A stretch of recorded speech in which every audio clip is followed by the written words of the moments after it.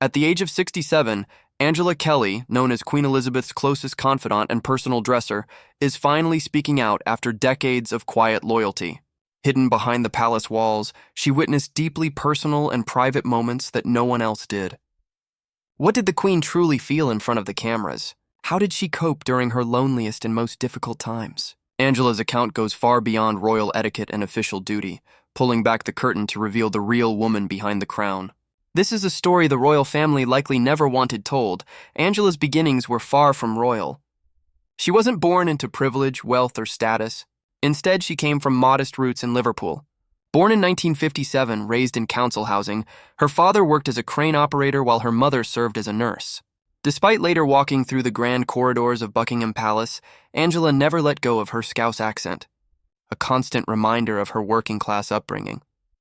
Before being known as a dresser or designer, she was a housekeeper.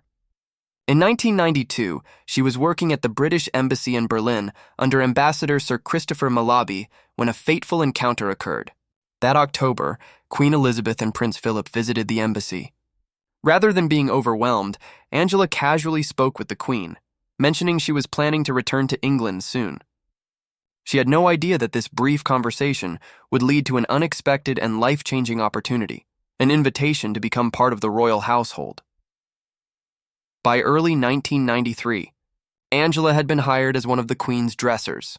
She quickly stood out, and within 3 years, she was promoted to senior dresser, stepping into the role after the death of Bobo MacDonald, the Queen's childhood companion and longtime dresser. Though the role came with immense pressure, Angela gradually made it her own. Angela's work extended far beyond laying out outfits. She paid close attention, observed quietly, and over time formed a bond with the Queen that was unlike any other. In a world filled with strict rules and ceremony, Angela stood out not by breaking the rules loudly, but by bending them with grace. Her loyalty and dependability earned her the Queen's trust to such a degree that she eventually moved into the palace. Angela once said in an interview, "I love the Queen and everything about her. She has allowed me to get close to her, and she has trusted me for a long time." That closeness wasn't coincidence, it was the result of years of quiet dedication. Angela brought more than elegance to the Queen's wardrobe. She brought humor, precision, and unwavering loyalty. The Queen, often seen by the public as reserved and serious, appreciated Angela's wit and down-to-earth nature. They shared private laughter, quiet companionship, and traveled together, always without fanfare. There were no selfies, no headlines, just a quiet, mutual trust. Angela was not simply a staff member. She became part of the Queen's personal world in a way few ever had. Her official title, personal advisor and curator to Her Majesty, jewelry, insignias, and wardrobe, was more than a job description. It represented her deep importance to the monarch. Her role involved much more than choosing clothes. Angela was responsible for handling historic royal jewels, managing insignias, and researching traditions for the Queen's overseas visits. Each outfit the Queen wore was carefully chosen to convey a message, not just through fashion, but through symbolism. Every brooch, every color, every detail had meaning, and Angela ensured that nothing was overlooked. But this level of responsibility and trust wasn't given overnight. It was built day by day, quietly and faithfully.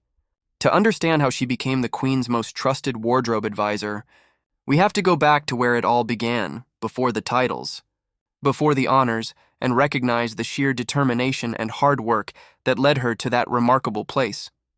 To the public, Queen Elizabeth always appeared flawless, graceful in her pastel coats, standing tall in bold hats and shining under the chandeliers of state dinners.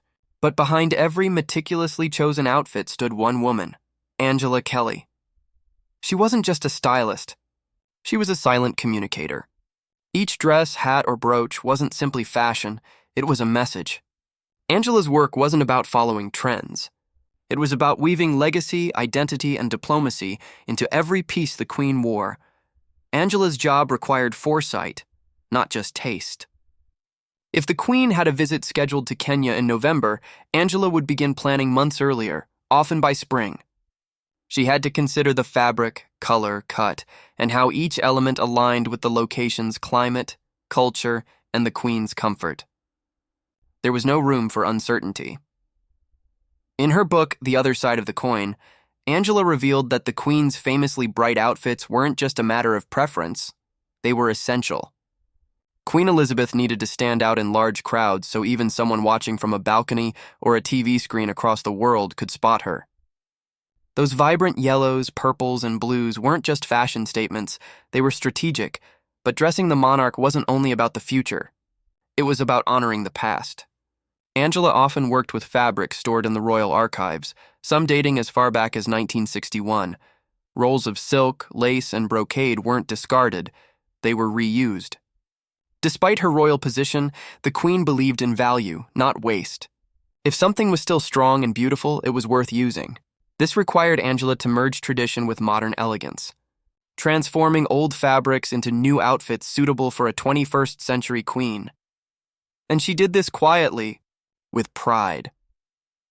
One of Angela's most touching behind-the-scenes contributions was how she prepared the Queen's shoes. With the Queen often on her feet during public duties, comfort was crucial. But new shoes could be stiff and cause blisters, so Angela would wear them herself, walking through the palace to soften the leather before the Queen ever put them on. No one instructed her to do it. She simply understood its importance. That gesture reflected the heart of her work. Thoughtful, invisible loyalty. Her workspace wasn't flashy or hectic. It was methodical, like an elegant archive.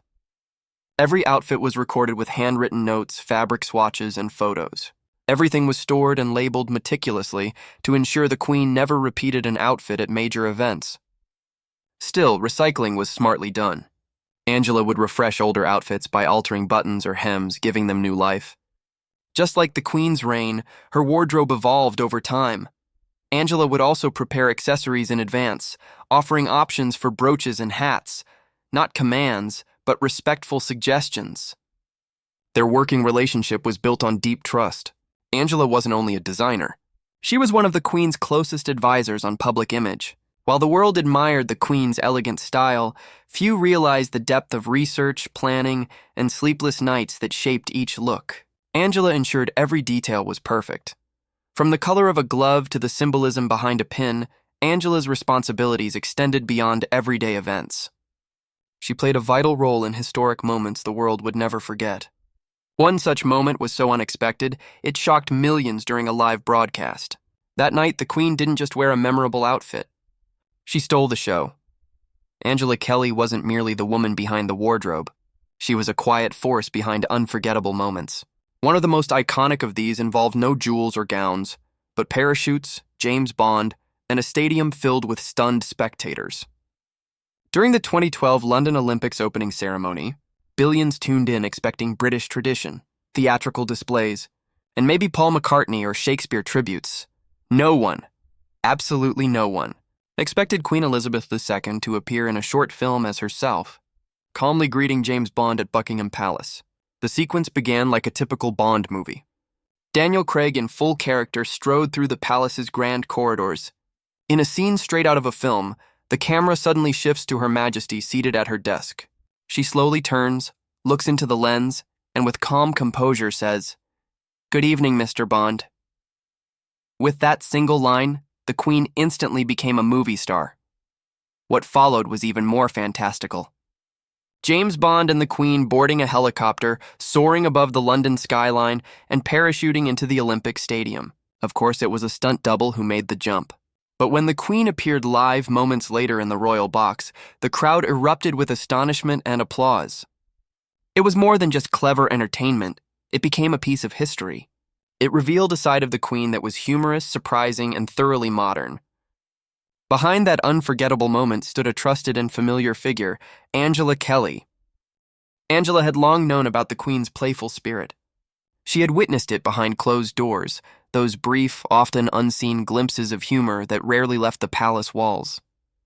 So, when director Danny Boyle and his creative team pitched the bold idea of including the Queen in the Olympic opening ceremony, many assumed the answer would be a gentle refusal. But Angela thought differently. She didn't view the proposal as improper or unbefitting royalty. To her, it was a rare and powerful opportunity for the Queen to reach a younger audience in a fresh and meaningful way.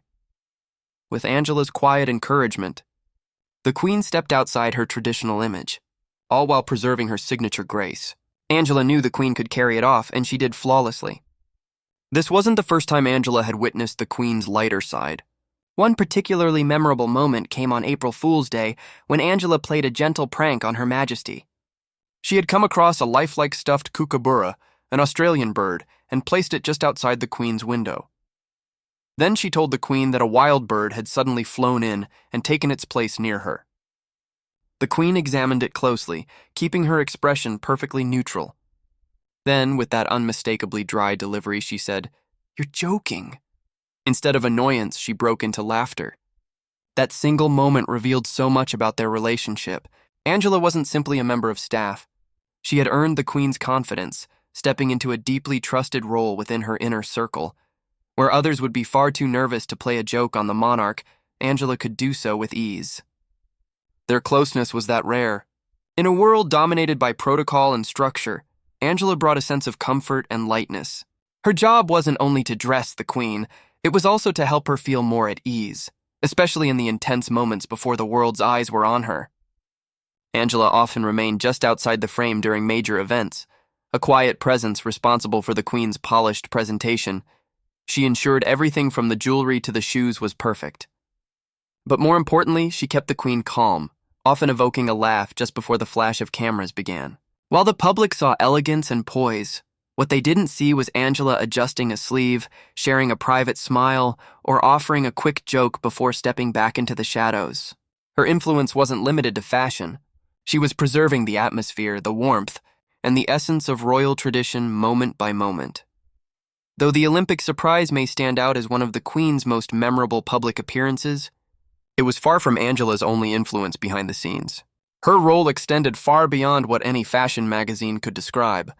One such lesser-known story involves how Angela revived a treasured royal heirloom using tea bags.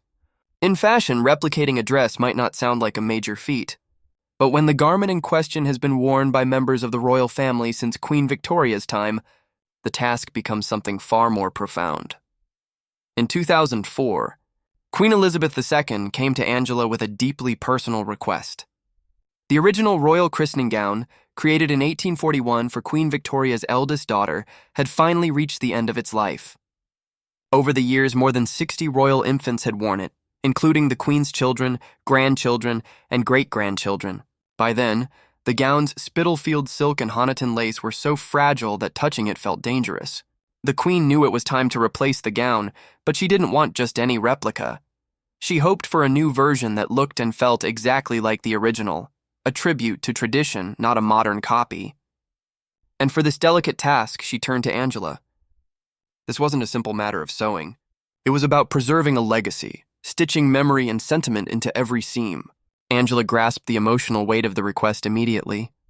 She had worked closely with the Queen for years and understood the significance behind this gown. It was much more than a ceremonial garment. It was a living piece of family heritage. Angela and her team began their meticulous work by analyzing the original gown in detail. Every aspect had to match: the lace, the fabric's texture, the stitching, the movement, and even the garment's weight. After thorough research, they found the perfect lace in Italy, known for its mastery of delicate and high-quality textiles. Every thread had to be right, and thanks to Angela's dedication, it was. There was only one issue: the lace appeared too new. It lacked the soft aging and yellowed beauty that gave the original gown its charm. This posed a risk. The new gown could end up looking more like a costume than a cherished heirloom. Still, Angela didn't let it shake her. Instead, she leaned into her creativity. She turned to a classic English home remedy, Yorkshire tea bags. Yes, the same kind you dip into your mug on a rainy day. By soaking the lace in brewed tea, she managed to give it a gentle, aged tone. The color came out just right. A creamy shade that looked perfectly faded to resemble the original, but still fresh enough to suit a new generation. That one creative choice using tea to dye royal lace captured Angela's essence. She was thoughtful, practical, and always ready to combine tradition with clever innovation. When the gown was finally completed, it was nothing short of stunning.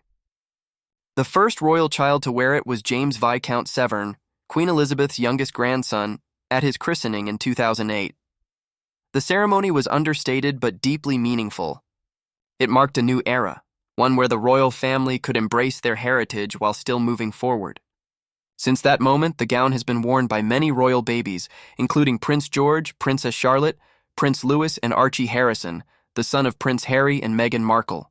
Every time the gown appeared with its elegant lace and silk, the public was reminded of a tradition that had lasted nearly 2 centuries, all thanks to Angela's care and craftsmanship. But Angela's dedication went far, beyond making gowns and preparing for royal ceremonies. When the world changed in early 2020 due to the COVID-19 pandemic, life inside the palace changed drastically too. Everything came to a halt. The gates of Windsor Castle closed quietly. Public appearances were canceled, and royal tours stopped. The usual grandeur and tradition vanished. What remained was something more personal and revealing.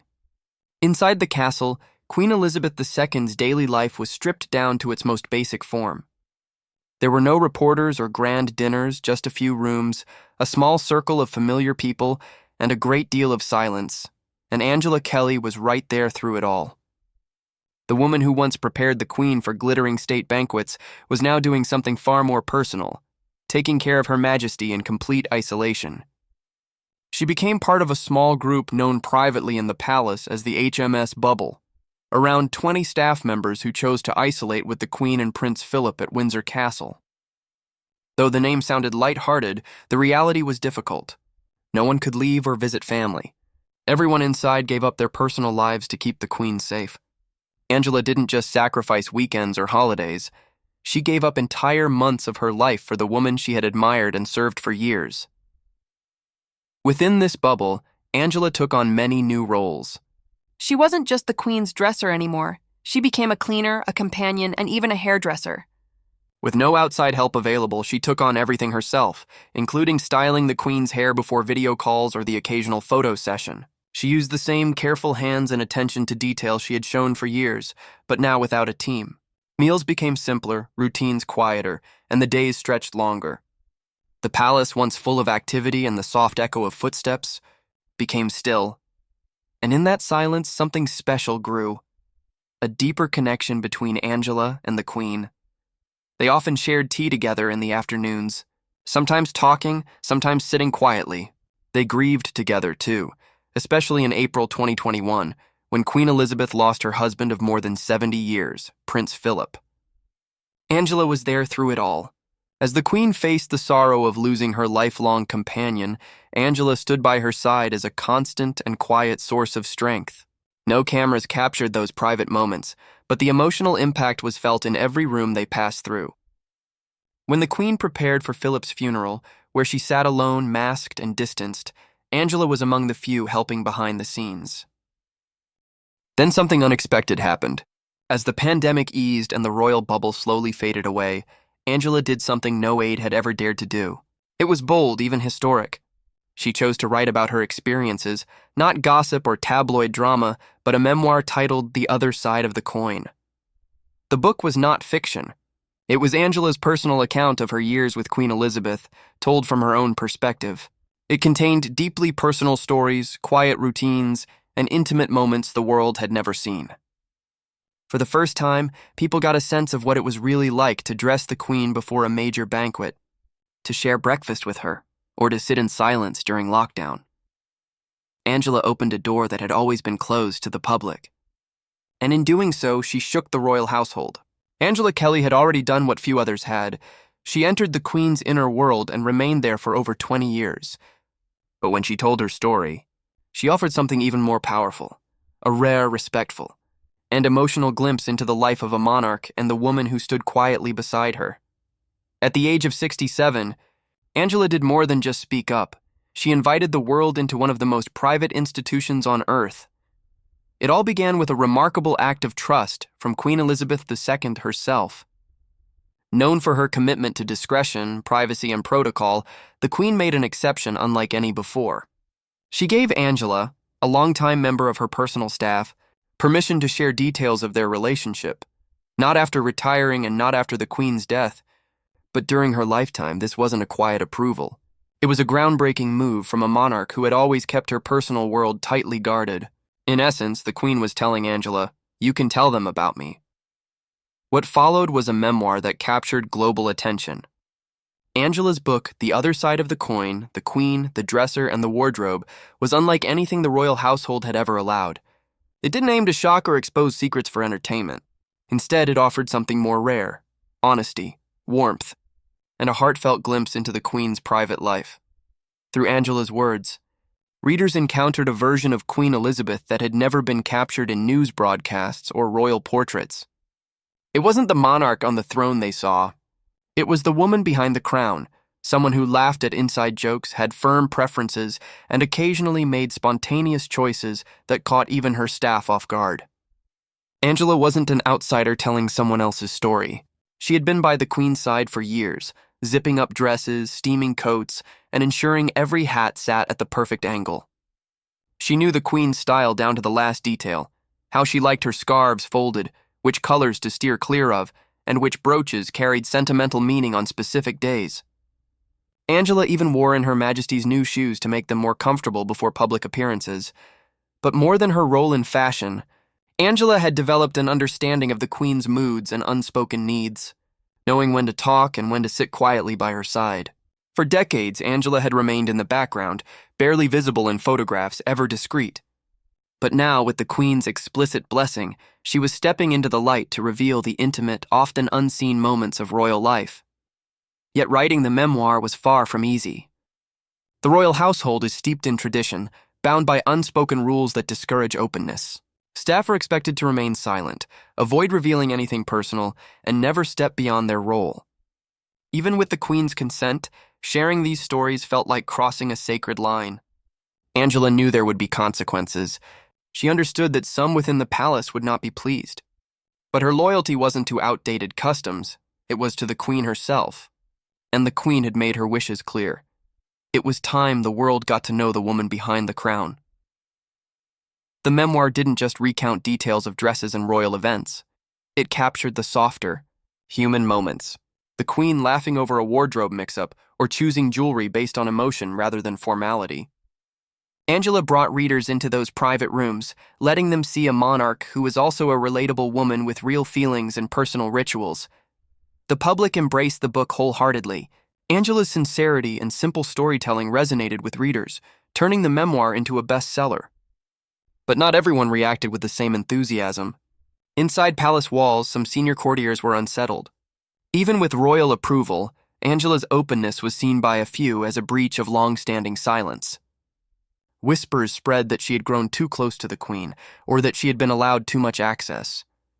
To some, it felt as if she had stepped beyond her duties and into the uncomfortable spotlight of fame. But fame was never Angela's goal. She wasn't seeking attention. She was simply telling her truth with care, respect, and the Queen's own blessing.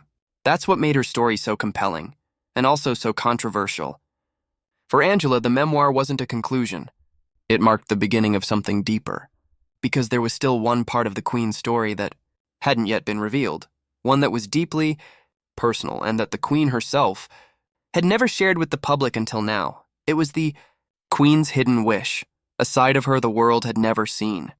For decades, Queen Elizabeth II had been portrayed through formal images, pristine hats, tailored outfits, perfectly posed portraits that symbolized tradition and authority.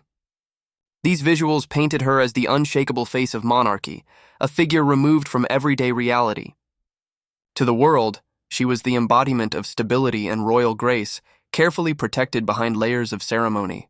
But beneath the royal image, there was another side of Elizabeth, a woman who quietly longed to be seen for who she truly was. She wanted to be recognized not just as the Queen, but as herself. This personal, quieter side had remained hidden from public view for most of her reign. Angela Kelly, her loyal dresser and trusted confidant, was the only person who truly saw that version of her. And in the other side of the coin, Angela revealed one of the most surprising truths the Queen ever confided: her desire to be captured in a more natural way. She wanted to be photographed informally to show the world a relaxed, authentic glimpse of the woman behind the crown. This desire marked a major shift in royal tradition. For generations, the monarchy had held tightly to its refined image. Every public appearance and every photograph was carefully staged to preserve long-standing customs. There was no space for spontaneous moments or casual glimpses. However, as time went on, the Queen began to long for something more personal, a reflection of herself that felt sincere and relatable, something that connected her with the people beyond the grandeur and formality of royal life. Angela intuitively grasped this quiet yearning. She recognized the need to honor royal customs while also gently challenging them. With that understanding, she decided to take action. With the Queen's subtle blessing, Angela arranged a private, low-key photo shoot, a session far removed from the usual glare of the media and the constant presence of aides fine-tuning every detail. This time, the Queen was captured in a way the public had never seen, relaxed, natural, and genuine. One photo stood out in particular, a simple image of Her Majesty with her hands tucked casually into her pockets. It was a minor gesture, yet deeply meaningful. It symbolized a monarch who was open to change, someone willing to step outside the strict image she had upheld for decades. This wasn't merely about a photograph. It was about a quiet defiance, a personal expression of identity beyond royal expectations. Angela's book featured many such heartfelt and revealing moments, shedding light on the Queen's true character. Aside from the candid photos, she also highlighted Elizabeth's practical side, something that surprised many who only viewed her through a ceremonial lens. For example, the Queen greatly valued the royal storeroom, which stored decades' worth of fabrics and materials. Rather than constantly ordering new garments, she often chose to reuse and repurpose what was already available. This practice revealed a sense of resourcefulness and modesty rarely associated with royalty. It was a thoughtful approach that honored tradition while showing a deeper layer of sensibility and responsibility. The book also shared touching stories of the Queen's humor, particularly her cheerful acceptance of April Fool's Day jokes. These lighthearted anecdotes gave the public a new perspective on their monarch. Through Angela's storytelling, the Queen emerged not just as a ruler, but as a woman with a sense of fun, kindness, and personality beneath the crown. The public responded warmly. Angela's respectful and affectionate portrayal allowed people to see Elizabeth in a new light, not just as a distant figure of authority, but as someone relatable and grounded. The other side of the coin offered an intimate look into a life filled with subtle strength, grace, and honest, often overlooked moments. Now that you've heard this touching story about the Queen's private wish and Angela Kelly's courageous decision to share it with the world, has it changed the way you see Queen Elizabeth? We'd love to hear your thoughts. If you enjoyed this video, please remember to like and subscribe to our channel. And don't forget to check out the next video on your screen. It's definitely worth watching.